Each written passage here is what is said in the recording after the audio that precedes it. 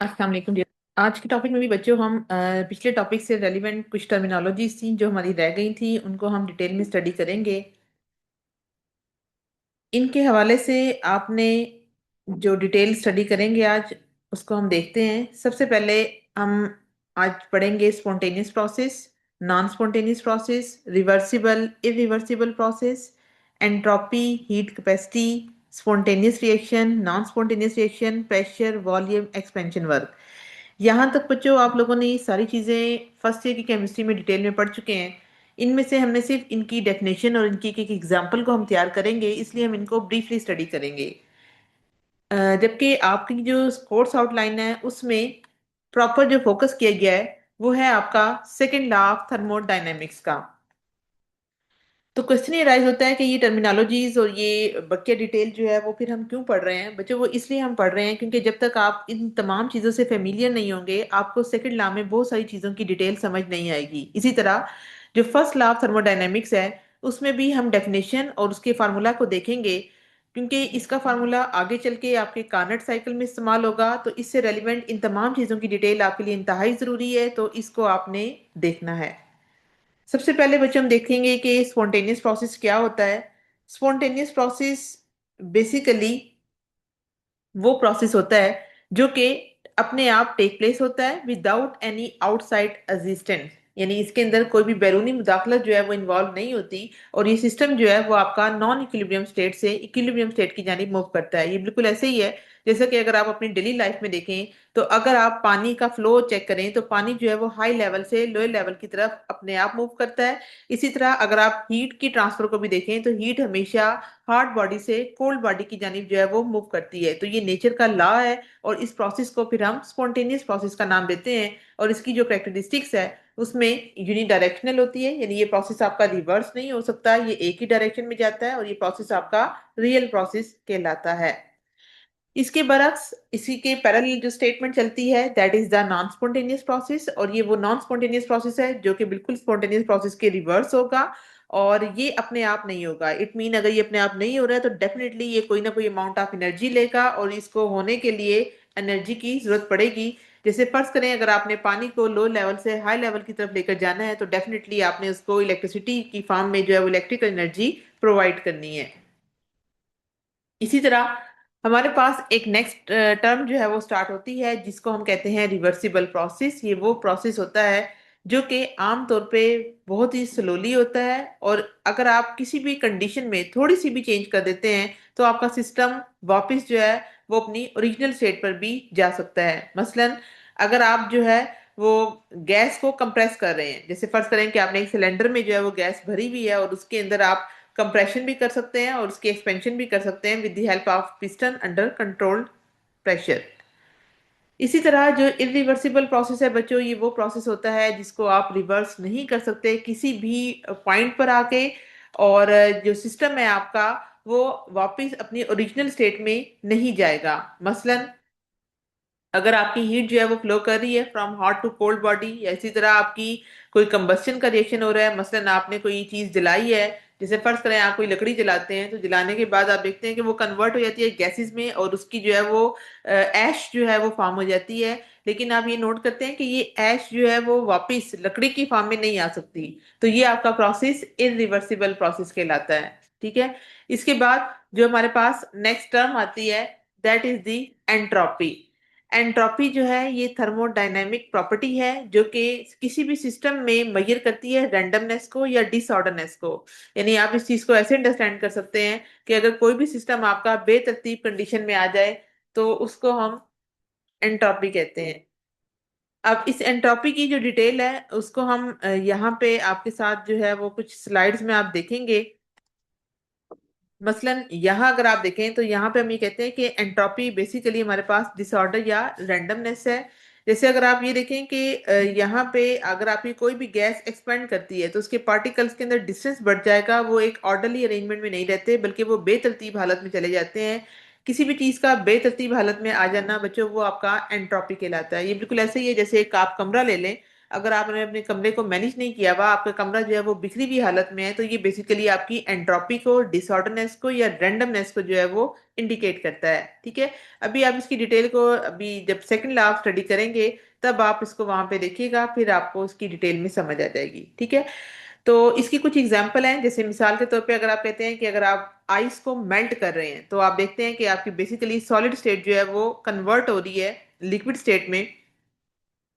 तो इसके नतीजे में आपकी एंट्रोपी जो है वो बढ़ रही है, क्योंकि मॉलिक्यूल जो है वो लेस ऑर्डर स्टेट में जाते जा रहे हैं। क्योंकि आप देखते हैं कि सॉलिड स्टेट में मॉलिक्यूल सबसे ज्यादा जो है वो अपने आप को अलाइन करते हैं, लिक्विड में उसके बाद होते हैं, और गैसेस में पुअरली वो अरेंज होते हैं। तो सबसे ज्यादा एंट्रोपी जो है वो गैसियस स्टेट में होती है। इसी तरह अगर आप पानी के मॉलिक्यूल की वेपोरेशन करवा देते हैं तो अगेन आपकी एंट्रोपी इंक्रीज होती है। यही वजह है कि नेचर के अंदर आपकी एंट्रोपी कंटिन्यूसली इंक्रीज हो रही है।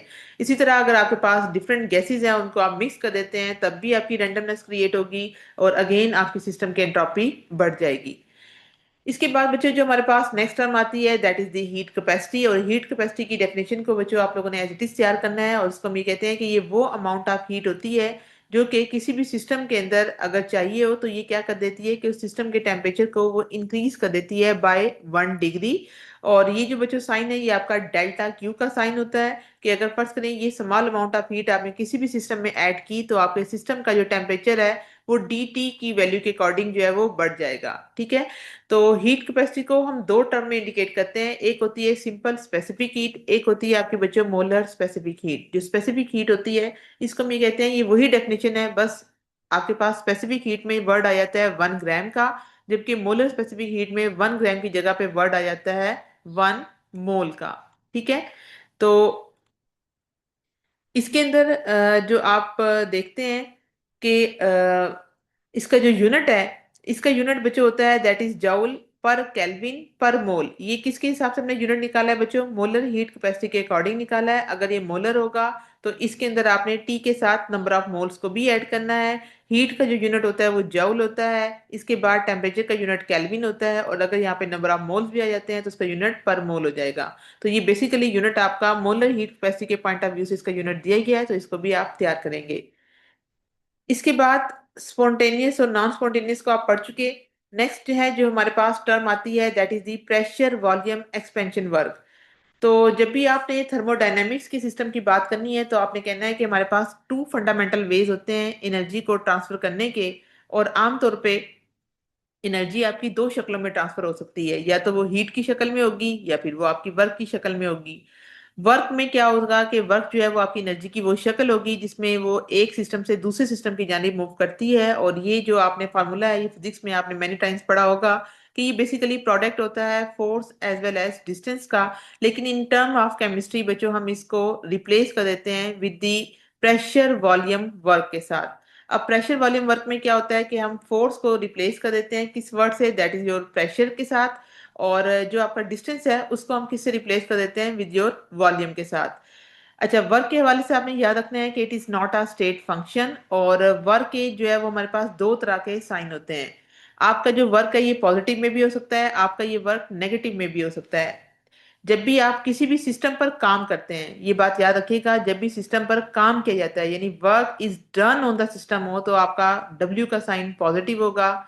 और ये नेगेटिव तब होता है जब आपका सिस्टम खुद काम करना शुरू कर दे, यानी work is done by the system हो, then it will be negative. इसके बाद जो हमारे पास टर्म आती है that is the sign of Q की। क्यू जो है बच्चों वो हीट को इंडिकेट करता है। ये आपने एक्सोथर्मिक और एंडोथर्मिक रिएक्शन में पढ़ा होगा कि जब भी कोई सिस्टम हीट को एब्जॉर्ब करता है तो हम इसमें क्या कहते हैं कि when heat is absorb by the system, तो वो आपके पास क्या होती है? That is positive. और अगर हीट जो है वो सिस्टम रिलीज करना शुरू कर दे, या दूसरे वर्ड में आप ये कहें कि heat is absorb by the surrounding from the system, then it is indicated by the sign of negative. इसके बाद हमारे पास फर्स्ट लॉ ऑफ थर्मोडायनेमिक्स आता है। ये लॉ ये कहलाता है जिसको हम law of conservation of energy का नाम देते हैं। और इसके अकॉर्डिंग क्या है कि energy can neither be created nor be destroyed, but it can be change from one form to another form. यानी इसका मीनिंग क्या है कि एनर्जी ना तो आप पैदा कर सकते हैं ना ही आप खत्म कर सकते हैं, लेकिन आप एनर्जी की एक शक्ल को दूसरी शक्ल में कन्वर्ट कर सकते हैं। इसके बाद मैथमेटिकली ये एक फार्मूला है जिसको आप तैयार करेंगे। यहाँ पे बच्चों डेल्टा ई आपका इंटरनल एनर्जी को इंडिकेट करता है Q आपका अमाउंट ऑफ हीट को इंडिकेट करता है और W जो है वो आपका वर्क को इंडिकेट करता है। तो ये फार्मूला आप ध्यान से तैयार कीजिएगा। और इसको अंडरस्टैंड करने के लिए उन्होंने आपको एक एग्जांपल दी है कि आपके पास एक सिलेंडर है, उसमें आपने एक गैस को फिल किया हुआ है और इसके ऊपर आपने जो पिस्टन अप्लाई किया हुआ है, ये पिस्टन आपका फ्रिक्शन लेस है। और जब भी आपने इस सिस्टम को अमाउंट ऑफ हीट देनी है तो उसकी इंटरनल एनर्जी जो है वो E1 से E2 में चेंज हो जाएगी और आपका सिस्टम जो है वो मूव करेगा अपवर्ड। तो चेंज इन इंटरनल एनर्जी जो है वो हम amount of heat with respect to work के अकॉर्डिंग देखेंगे। ठीक है। तो यहाँ पे आपको भी मैंने बताया कि Q जो है वो आपकी हीट है और W जो है वो आपका वर्क है। और वर्क जो है ये आपका प्रेशर वॉल्यूम वर्क कहलाता है। तो अगर आपने वर्क के साइन को चेंज करते हैं और वर्क की जगह पे आप इसका फार्मूला पुट करते हैं, that is pressure volume work. और इस टाइम पे आप एक कंडीशन जो है वो फिक्स कर देते हैं, यानी आप क्या करते हैं कि अगर आपका पिस्टन जो है वो ओरिजिनल पोजीशन में रहे और आपकी गैस का वॉल्यूम चेंज ना हो तो उस टाइम पे आपका जो डेल्टा वी की जो वैल्यू हो जाएगी वो जीरो हो जाएगी। और जब प्रेशर के साथ जीरो मल्टीप्लाई होगा तो ये पूरा फैक्टर आपका जीरो के इक्वल हो जाएगा और उस टाइम पे आपकी internal energy it will be equal to Q V. जिसका मतलब ये होगा कि आपकी सिस्टम में जो चेंज इन इंटरनल एनर्जी है एट कांस्टेंट वॉल्यूम पे ये किसके इक्वल हो जाएगी, it will be equal to heat absorb by the system. इसके बाद बच्चों अब आपका प्रॉपर जो है वो टॉपिक आएगा, that is the second law of thermodynamics का। इसके अंदर बच्चों आप लोगों ने दो चीजें तैयार करनी है। एक तो आपके पास इसकी ब्रीफ इंट्रोडक्शन है, ब्रीफ इंट्रोडक्शन में आपके पास इसकी 5 से 6 डेफिनेशंस हैं, उनको आप एज इट इज तैयार करेंगे। और ये जो डेफिनेशंस है आपकी, इसको हम देखते हैं। इसको समझने के लिए सबसे पहले आपने इसमें हीट इंजन को अंडरस्टैंड करना है। हीट इंजन क्या होता है कि जितने भी मोटरसाइकिल्स में, गाड़ियों में, बड़ी बड़ी बसेस में जो इंजन होते हैं उनका मेन वर्क कैसे होता है, तो इसको अंडरस्टैंड करने के लिए आप यहाँ पे ई को अंडरस्टैंड करेंगे कि ई रिप्रेजेंट योर इंजन। और यहाँ पे हमारे पास दो तरह के रिजर्वायर होते हैं। इस एक जो रिजर्वायर होगा उसको हम हॉट सिस्टम कहते हैं, एक को हम सिंक यानी इसको हम कोल्ड का नाम देते हैं। इसमें क्या होता है कि जो आपका इंजन होता है जब उसमें पेट्रोल वगैरह जलता है या बर्न होता है तो उस टाइम पे इंजन आपकी हीट को एब्जॉर्ब करेगा। हीट को एब्जॉर्ब करने के बाद वो आगे क्या करेगा, वो उस हीट को किस में कन्वर्ट कर देगा, वर्क के अंदर। बाकी ये चीज इंपॉर्टेंट है कि जितनी भी हीट इस इंजन को सप्लाई होगी ऐसा कभी भी नहीं होता कि वो मुकम्मल तौर पे तमाम हीट को वर्क में कन्वर्ट करेगा, बल्कि कुछ अमाउंट ऑफ हीट जो उसने एब्जॉर्ब की है वो आपको ट्रांसफर कर देगा सिंक की जानिब, जिसको हम कोल्ड सिस्टम का नाम देंगे। और ये आपका कोल्ड रिजर्वायर कहलाएगा। यानी आप इस चीज को ऐसे अंडरस्टैंड करेंगे कि अगर आपका जो सिस्टम है वो एक हॉट रिजर्वायर में है और एक आपका कोल्ड रिजर्वायर में है, तो इंजन ने क्या करना है कि हीट को एब्जॉर्ब करना है और हीट को एब्जॉर्ब करने के बाद वो इसको किस में कन्वर्ट करता है, हमेशा वर्क के अंदर। लेकिन ऐसा मुमकिन नहीं है कि वो तमाम की तमाम हीट को मुकम्मल तौर पे कन्वर्ट कर दे वर्क में, बल्कि इसकी कुछ अमाउंट ऑफ हीट जो है वो सिंक की जानिब ट्रांसफर होती है। तो अब यहां से हम ये देखेंगे सेकंड लॉ ऑफ थर्मोडायनेमिक्स की सबसे पहली डेफिनेशन, जो कि जिस साइंटिस्ट ने दी जिनका नेम था क्लासियस। ठीक है। क्लासियस का ये कहना था कि it is impossible to transfer heat from a cold body to a hot body without the expenditure of energy. यानी ये हमारे पास मुमकिन नहीं है कि आप हीट को ट्रांसफर करें कोल्ड बॉडी से हॉट बॉडी की जानिब और उस दौरान आपको एनर्जी इस्तेमाल ना करनी पड़े। यानी ये तो आप देखते हैं कि नेचरली ये रूल है नेचर का कि हीट हमेशा हॉट से कोल्ड की जानिब जाती है, लेकिन अगर हीट ने कोल्ड से हॉट की जानिब जाना है तो उस टाइम पे डेफिनेटली उसने कुछ अमाउंट ऑफ एनर्जी को एब्जॉर्ब करना है। और ये स्टेटमेंट सबसे पहले हमें क्लासियस ने दी थी। इसके बाद सेकंड लॉ ऑफ थर्मोडायनेमिक्स की बच्चों एक और डेफिनेशन भी आती है, ये भी आप तैयार करेंगे। और ये स्टेटमेंट हमें जिस साइंटिस्ट ने दी इनका नेम था लॉर्ड केल्विन।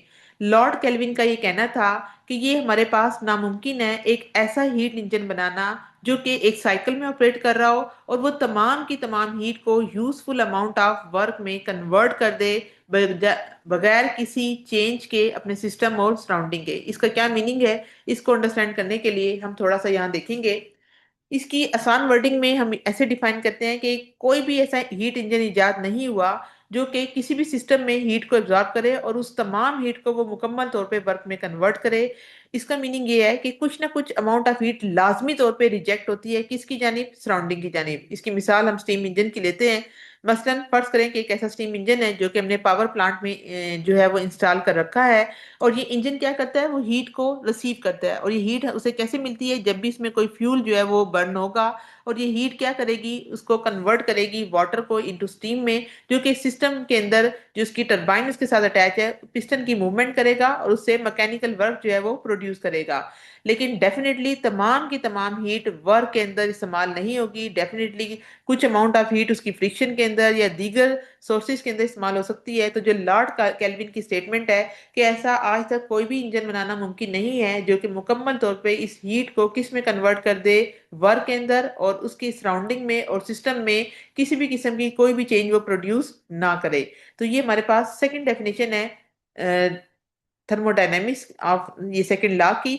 और इसके अकॉर्डिंग अगर आप फर्दर देखें तो ग्लासेस की स्टेटमेंट के अंदर अभी हमने क्या पढ़ा कि हीट जो है वो ट्रांसफर नहीं हो सकती from cold cold to hot system, जबकि केल्विन स्टेटमेंट ये कहता है कि कोई भी इंजन जो है वो कन्वर्ट नहीं कर सकता तमाम हीट को किस में, वर्क के अंदर। इसके बाद अब आपने सेकंड लॉ ऑफ थर्मोडायनेमिक्स की एक न्यू डेफिनेशन पढ़ेंगे with the concept of entropy, और आगे आपकी इसकी फर्दर मजीद डिटेल है। तो इसमें इसका ये कहना है कि जो पूरी आपकी जो यूनिवर्स है उसके अंदर चूंकि चेंजेस आपकी स्पॉन्टेनियस होती है, और स्पॉन्टेनियस में आपने पढ़ा कि वो आपका इरिवर्सिबल सिस्टम है। और जो एंट्रोपी है यूनिवर्स की, it is constantly increasing. Universe में आपके पास दो चीजें आती हैं, that is system as well as its surrounding.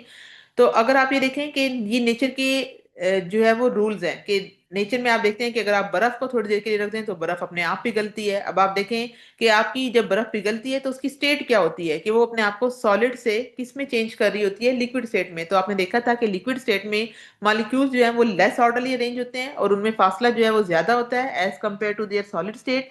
इसी तरह अगर आप कॉफी को देखते हैं तो कॉफी जब आपकी ठंडी हो रही है तो उस दौरान भी आपकी एंट्रोपी जो है वो इंक्रीज होगी। इसी तरह अगर आप रूम को देख लें कि अगर आपका वो मैसी हालत में है तो अगेन यहाँ पे कोई अरेंजमेंट नहीं है, तो ये डिसऑर्डरनेस को इंडिकेट करता है। इसी तरह अगर आपकी कैंडल जो है वो बर्न हो रही है तो बर्न होने के दौरान अगेन इसकी डिसऑर्डरनेस इंक्रीज होगी। तो इस तरह से आपके सिस्टम की एंट्रोपी मुसलसल इंक्रीज हो रही है। तो लास्ट थ्री डेफिनेशंस जो हैं वो सेकंड लॉ ऑफ थर्मोडायनेमिक्स की आती हैं। इसको भी आपने एंट्रोपी के पॉइंट ऑफ व्यू से देखना है कि जब भी कोई भी प्रोसेस आप कैरी आउट करवाते हैं रिवर्सिबली तो अगेन आपकी एंट्रोपी जो है वो रिवर्सिबल साइकिल में एंट्रोपी चेंज हमेशा जीरो होगी। इसके बाद आपके जितने भी नेचुरल प्रोसेस है जिसको हमने कहा कि वो स्पॉन्टेनियस प्रोसेस होते हैं तो उनमें हमेशा इंटरनल एनर्जी सॉरी जो एंट्रोपी है आपकी वो आपकी इंक्रीज हो रही है। और उसके बाद जो लास्ट स्टेटमेंट है जो कि एक साइंटिस्ट थे जो कि रुडोल्फ क्लासिस कहलाते थे, उनका ये कहना था कि एनर्जी ऑफ द यूनिवर्स जो है वो कांस्टेंट है या entropy of the universe is constantly increasing है। तो यहाँ तक आज बच्चों आपका लेक्चर था। इंशाल्लाह नेक्स्ट लेक्चर में हम कॉर्नेट साइकिल को डिटेल में स्टडी करेंगे। आज के लिए आपने इन तमाम टॉपिक्स को तैयार करना है। Okay student, take care and अल्लाह हाफिज।